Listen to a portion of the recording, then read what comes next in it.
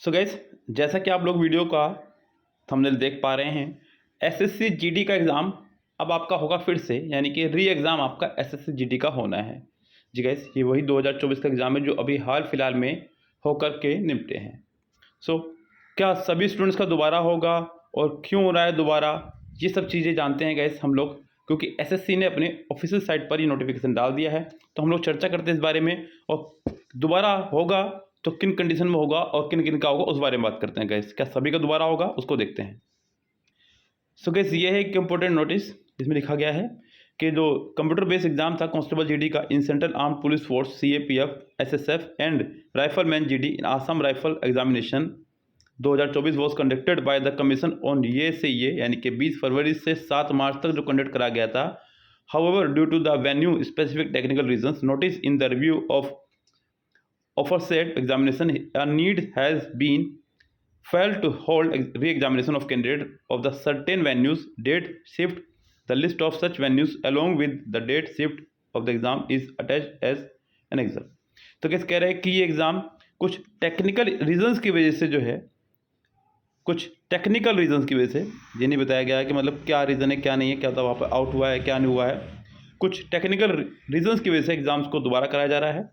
और वो एग्ज़ाम होगा कुछ खास कैंडिडेट का, कुछ खास वेन्यूज़ का, कुछ खास डेट का, कुछ खास शिफ्ट का। कौन कौन सी डेट होंगी, कौन कौन सी शिफ्ट होगी, वो उसमें यहाँ पर नीचे लिख दी गई हैं। In view of the above the commission has decided to conduct re examination. और ये तो री एग्ज़ाम होगा बच्चों 30 मार्च को, आपका होली के जस्ट बाद ही 4-5 दिन बाद। For those candidate who had appeared for the examination, और केवल उनका होगा जो एग्जामिनेशन में अपीयर हुए थे, यानी जिन्होंने फॉर्म भरा भी था और उस एग्ज़ाम को देने गए भी थे। यानी कि आपने फॉर्म भरा था और एग्ज़ाम देने नहीं गए तो आपका एग्ज़ाम दोबारा नहीं होगा। The candidates are requested to visit the website. कह रहा है कि कैंडिडेट को कहा जाता है कि वो वेबसाइट पर विजिट करें। वेबसाइट कौन सी गाइस? ssc.gov.in पर। अब पुरानी वाली पे नहीं करना विजिट आपको।